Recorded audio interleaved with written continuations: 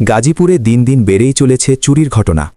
দিনের আলোতেই এখন নিরাপদ নয় মানুষের উপার্জনের একমাত্র সম্বল। সর্বশেষ গাজীপুর মহানগরীর কাশিমপুর এলাকায় দিনের দুপুরে এক ইজিবাইক চুরির ঘটনা নতুন করে উদ্বেগ তৈরি করেছে স্থানীয়দের মধ্যে।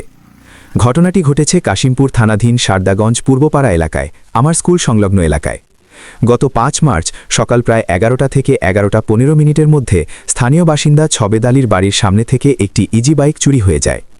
ভুক্তভোগী ইজিবাইক চালক মোহাম্মদ মাহফুজুর রহমান দৈনিক ক্রাইম ডায়েরি ও গোয়েন্দা ডায়েরিকে জানান, প্রতিদিনের মতো সেদিনও তিনি কাজ শেষে সকাল ১১টার দিকে নাস্তা খাওয়ার জন্য রাস্তার পাশে তার নীল রঙের ইজিবাইকটি রেখে বাসায় যান।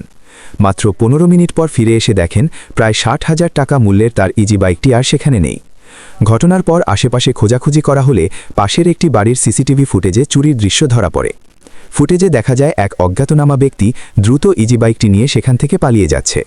বর্তমানে সেই সিসিটিভি ফুটেজ পুলিশ ও স্থানীয়দের হাতে রয়েছে। এ ঘটনায় ভুক্তভোগী মাহফুজুর রহমান কাশিমপুর থানায় একটি লিখিত অভিযোগ দায়ের করেছেন। তিনি দীর্ঘ ৫ বছর ধরে ওই এলাকায় ভাড়া থেকে ইজিবাইক চালিয়ে পরিবারের জীবিকা নির্বাহ করে আসছিলেন। হঠাৎ করে উপার্জনের একমাত্র মাধ্যম হারিয়ে তিনি এখন চরম দুশ্চিন্তায় রয়েছেন। স্থানীয় বাসিন্দাদের দাবি, সাম্প্রতিক সময়ে এলাকায় চুরি ছিনতাইয়ের ঘটনা বেড়ে যাওয়ায় তারা নিরাপত্তাহীনতায় ভুগছেন। তাই দ্রুত চোর শনাক্ত করে আইনের আওতায় আনার জন্য প্রশাসনের প্রতি জোর দাবি জানিয়েছেন তারা। ফারুক হোসেন, দৈনিক ক্রাইম ডায়েরি ও সাপ্তাহিক গোয়েন্দা ডায়েরি, গাজীপুর। ছবি ওখান থেকে কালেক্ট করলাম।